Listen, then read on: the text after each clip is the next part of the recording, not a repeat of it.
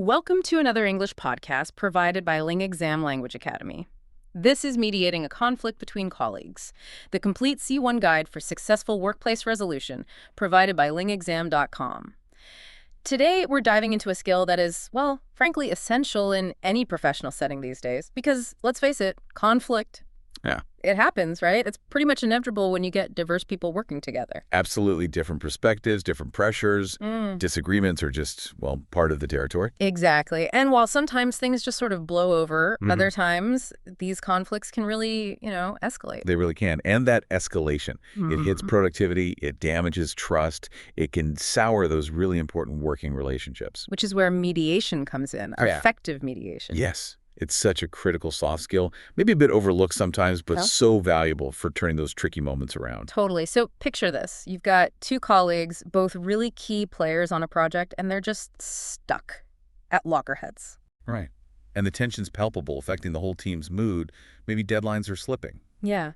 And then your manager comes to you, maybe because you're seen as, trustworthy, good with people, and asks you to step in, to mediate. It's a big ask. It takes real tact, emotional intelligence, definitely advanced communication skills. It really does. And I think the biggest hurdle for people is often feeling, unprepared for that intensity, right? The dynamics involved. Precisely. But this guide we're looking at, it's designed to give you that roadmap and, importantly, the confidence to handle it. And that's really our mission today. We want to equip you with those C1 level skills for mediating these workplace conflicts step by step. So we'll be covering the essential vocabulary, those key phrases that really work. Strategies for staying neutral, which is harder than it sounds. Oh, definitely. And techniques for paraphrasing effectively, for de-escalating emotions when things get heated. And really guiding people towards a resolution that actually sticks. We'll even look at some examples. And the payoff here isn't just fixing one problem, mastering this stuff. It boosts your reputation, builds stronger teams. Yeah, it makes you a much more valuable asset, really. It can genuinely help your career. No doubt about it. Okay, let's get started. And remember, for loads more great content like this, head over to LingExam.com. All right, so first things first, the language. The guide really emphasizes this. It's not just what you say. It's the how. And the specific words you choose, they matter a lot. It's fascinating, isn't it, how picking the right word can almost diffuse the situation. It really can. Using neutral, objective language avoids those emotional tripwires. It helps create a safer space for people to actually talk. Okay, let's break down some core vocabulary then. First up, mediator. That's the noun. Right, the neutral person helping out. Like the HR manager acted as a mediator. You're a facilitator, not a judge. Keyword there being neutral. That's the adjective. Absolutely fundamental, not taking sides. It's important to remain neutral. If you lose neutrality, you lose trust. Instantly. Then we've got de-escalate. That's a verb. To lower the intensity, saying the right thing, maybe suggesting a quick break. She managed to de-escalate the situation. It's about calming things down. Often the aim is a compromise, noun or verb. Yeah, where each side gives a little, finds that middle path. They found a compromise that worked for both. And sometimes the whole thing stems from a simple misunderstanding. So often, a failure to understand correctly. Many conflicts start as misunderstandings. Your first job as mediator is often just clearing those up. Right. And once you clear those up, you look for common ground. Exactly. Those shared interests or points of agreement. Let's try to find some common ground. Finding where your interests overlap, even if your positions seem miles apart. Which brings us to paraphrase, the verb. This feels like a mediator's superpower. It kind of is. Restating what someone said in your own words, could I paraphrase your point to make sure I've understood, shows you're listening, clarifies meaning.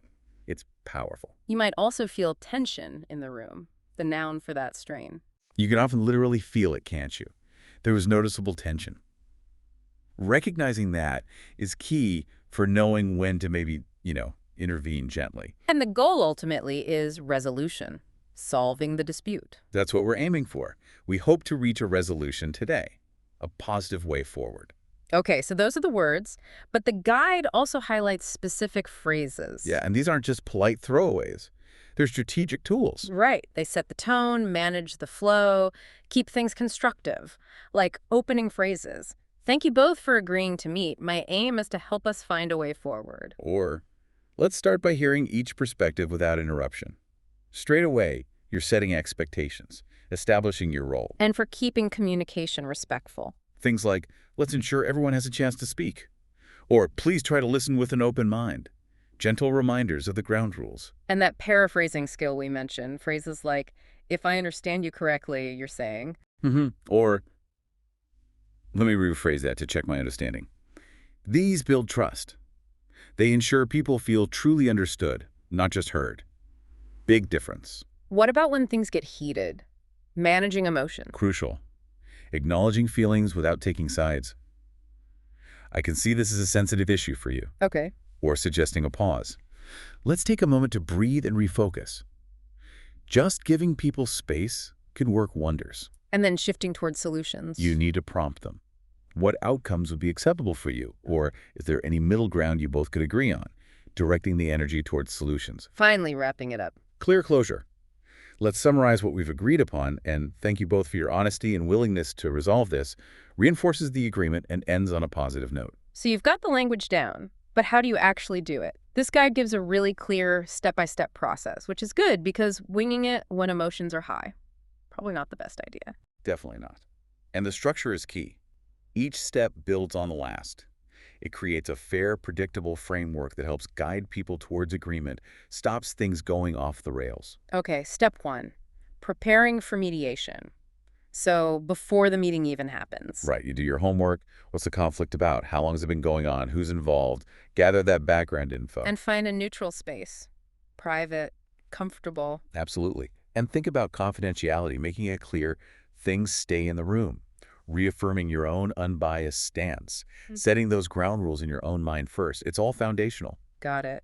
Then step 2, setting the stage. This is when everyone's together. Yeah, you introduce yourself again, emphasize your neutral, state the purpose, finding a solution together. The guide suggests something like, thank you for coming. My role isn't to judge, but to help us find a positive way forward. Let's listen carefully and speak respectfully. Sets the tone right away. Clear expectations. Exactly. Then step 3, allowing each party to present their viewpoint.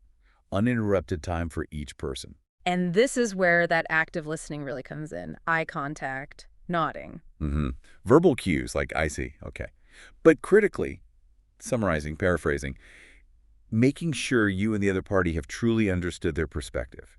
It's about feeling validated. Right. Like, so Maria, if I'm hearing you right, the issue is the workload feels unfair, causing frustration. Is that accurate? Perfect. Confirms understanding, gives them a chance to correct you.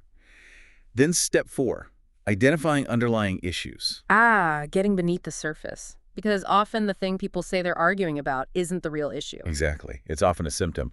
This is where you shift from their stated position, what they demand, to their underlying interest, why it matters to them. Okay. Because the whys often have more overlap than the whats. Finding that shared interest is often the key to unlocking solutions. So you ask questions like, can you tell me more about why this is important to you? Or, how has this situation affected your work? Probing questions that go deeper. Makes sense. Now, step 5, managing emotions and de-escalating tension. This feels like a potential minefield. It can be. This is often where mediations succeed or fail. Emotions will likely run high. Key is acknowledging those feelings without judging. I sense this is upsetting for you. And suggesting breaks if needed. Definitely. Let's pause for a moment if things feel overwhelming.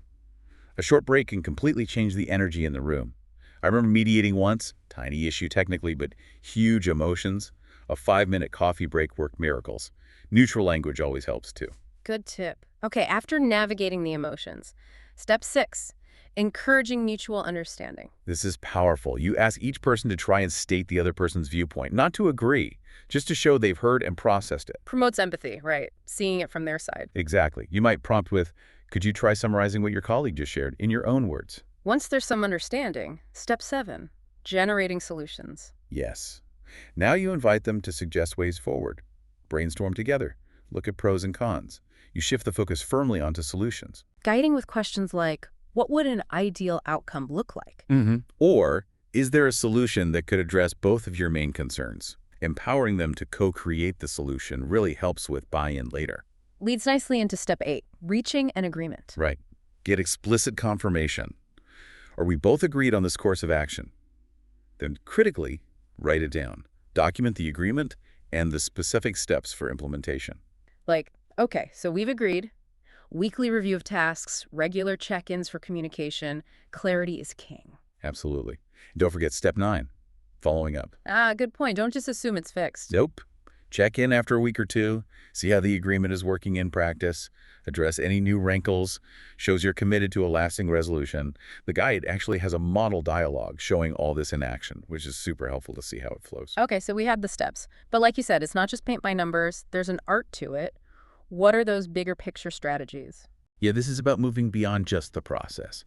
What makes a mediator truly effective? What leads to those really positive, lasting outcomes? Top of the list seems to be remain neutral. Non-negotiable. Avoid opinions, avoid taking sides, even implicitly. It sounds easy, but it's tough when maybe one person seems more in the wrong. Right. How do you handle that? It's about applying the process fairly to both, holding both to the ground rules, focusing on the future, not blame, using neutral language consistently, like, let's look at this from both perspectives. That builds crucial trust. Makes sense. Next. Listen actively. We keep coming back to this. Because it's that important. Paraphrasing, summarizing, acknowledging the emotion without agreeing with the argument itself, it makes people feel validated, which is incredibly disarming. And set clear ground rules up front. Yes, no interrupting respectful communication. It creates that predictable, safe container for a difficult conversation, reduces anxiety. Then focus on interests, not positions. Digging for the why. Exactly. Asking about the underlying needs and concerns. Uncovering that hidden common ground. That's where creative solutions often live. Unrelated, encourage empathy. Get them to restate the other's view. Builds that bridge of understanding. Even if they don't agree, they start to see why the other person feels that way. Always stay solution-oriented. Keep things moving forward. Guide the discussion towards action, towards compromise. Don't let it get bogged down in just rehearsing grievances. And again, manage emotional intensity. Be ready to pause. Suggest breaks. Validate the feeling, I can see you're frustrated, without necessarily validating the reason they give for it. Acknowledging the person helps de-escalate. Finally, document agreements. Write it down. Crucial for clarity, accountability, and follow-up. These strategies, woven together, are what make the difference. Okay, this guide doesn't just leave it at theory. It includes practice tasks, which is great for actually building the skill. Yeah, knowledge is one thing, applying it under pressure is another. These exercises build that muscle memory, that C1 level competence. So practice task 1, paraphrasing. Let's say Maria says, John's late emails mess up my deadlines. John says, I'm swamped with meetings. I reply when I can. Okay, so as mediator, you'd paraphrase to Maria. So Maria, you're feeling the delayed emails directly impact your ability to finish your work on time. Is that right? Got it. And to John, And John, for you, the challenge is balancing meeting demands with email responsiveness, which isn't always immediate. Is that accurate? Right. See? No judgment, just checking understanding, validating both perspectives. nice. Okay, practice task 2, suggesting solutions. Emma wants a tidy shared desk. David needs space to spread out. Constant friction. Right. So solution A could be designate zones. Clearly mark out Emma's zone and David's zone. She keeps hers tidy. He has flexibility in his, respects preferences, clear boundaries. Or solution B, Agree on common areas. Maybe the central part must be kept clear, but individual sides can be managed differently. Ensures shared utility while allowing personal style. Again, finding that compromise. the guide also has comprehension checks, multiple choice, short answers. Yeah, good for reinforcing key ideas. Like, what is the mediator's main role? Why is paraphrasing so vital? How do you manage emotions effectively? Really helps cement the learning. Okay, so let's wrap this up. The big takeaway. Mediating conflict is definitely complex, but it's such a valuable skill. Incredibly valuable. Using these strategies, the right language, the steps, you can genuinely turn difficult situations into something positive. Opportunities for growth, better relationships. It's not just about fixing the immediate issue, is it? No, it's bigger than that. Hmm. It's about helping build a workplace culture where people feel respected, understood, even when they disagree. So here's a final thought to leave you with. Maybe conflict isn't always the enemy. Handled well, could it actually be a catalyst for a stronger, more understanding team? How might thinking about it that way change how you approach disagreements? Something to ponder. Keep practicing these skills. Your confidence will grow, and so will your effectiveness. And for more valuable insights, tips, and ways to master your workplace English, do check out LingExam.com. This has been Mediating a Conflict Between Colleagues, the complete C1 guide for successful workplace resolution, provided by LingExam.com. Thanks so much for tuning in.